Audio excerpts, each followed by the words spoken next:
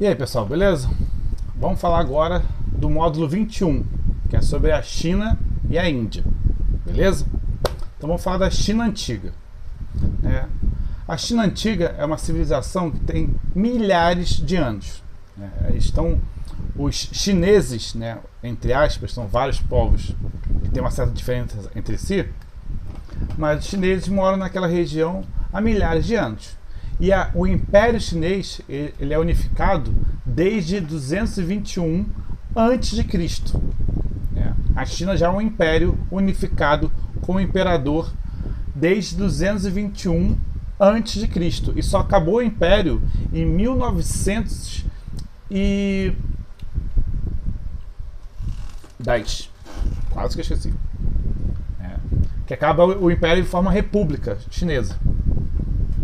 Então, a gente já fez essa conta na sala, Só pegar 1910 mais 221 para saber quanto tempo tem um Império Chinês. Os chineses estão lá ainda muito antes disso, milhares de anos antes da criação do Império. Então, é uma civilização muito, muito antiga. É uma das atuais civilizações mais antigas da história. É tão antiga e tão desenvolvida que durante muito tempo eles se chamavam de Império do Meio. O que quer dizer Império do Meio? Que eles eram o centro do mundo, que seriam a civilização mais avançada do mundo.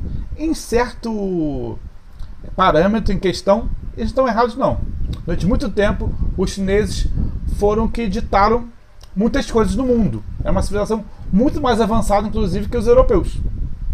Tanto que das construções, das invenções que nós temos, muitas delas são chinesas. Invenções que mudaram a história da humanidade, como o papel, como a pólvora, contribuiu com as armas de fogo, que mudaram completamente a história. O macarrão, que acho que todo mundo gosta. Bússola, que possibilitou os europeus chegarem na América. Então tudo isso são invenções chinesas. Só que os chineses eles sempre foram mais isolados e não tiveram tanto contato com os europeus e depois, por consequência, com nós, americanos. Então, desde que formou o Império, no ano 221 a.C., a China foi governada por várias dinastias. O que seria dinastia? Eram famílias reais que governavam a China. Como foram milhares de anos, foram várias dinastias diferentes. Uma delas construiu o muro da China, a muralha da China, não muro não, a muralha da China. O que foi isso? Que está em pé até hoje, pode ser visitado turisticamente. O que foi a muralha da China? Foi uma grande extensão, uma muralha gigantesca para defender a China de invasões de povos nômades. Muitos povos nômades invadiam a China e um dos impérios, o Império Qin, da dinastia Qin, foi lá e construiu a muralha da China para defender de invasões de povos nômades. Quem quiser saber um pouco mais sobre isso, não sei, talvez já até saibam que já viram, o filme Mulan conta sobre isso. Mulan conta a história da China lutando contra esses povos nômades, que eram povos asiáticos também, que invadiam o Império Chinês. Tanto que a Mulan defende o imperador chinês. Outra questão chinesa foi a Rota da Seda. A China é um país que, para nós, da América, ele foi bastante isolado, quase não teve contato com a gente. Só que durante muito tempo ele teve uma relação boa de comercial com algumas regiões da Europa, fazendo comércio, principalmente de seda. A seda é um tecido feito do bicho da seda, e é muito caro. Mas não só de seda, outros produtos chineses, porcelana, tapeçaria e tal, eles vendiam para a Europa. E esses caminhos, essas rotas comerciais, eram chamadas de rotas da seda, que ligavam vários povos diferentes. Isso ligou culturalmente o que a gente chama de Ocidente, que é o nosso lado do mundo, com o Oriente, que é a China, o Japão.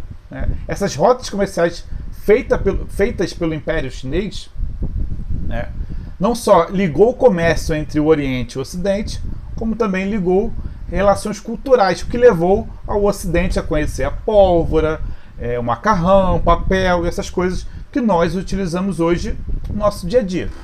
Beleza?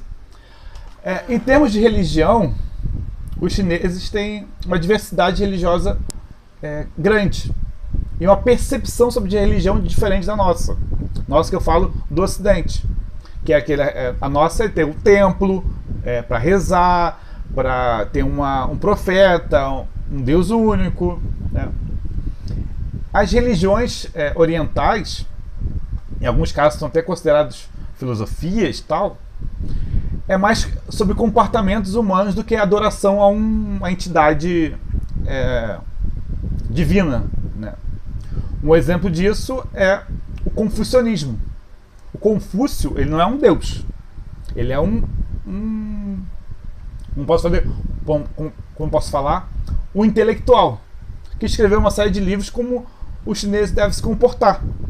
Então, o Confúcio, né, o nome é Confúcio mesmo, é confuso, mas o nome é Confúcio.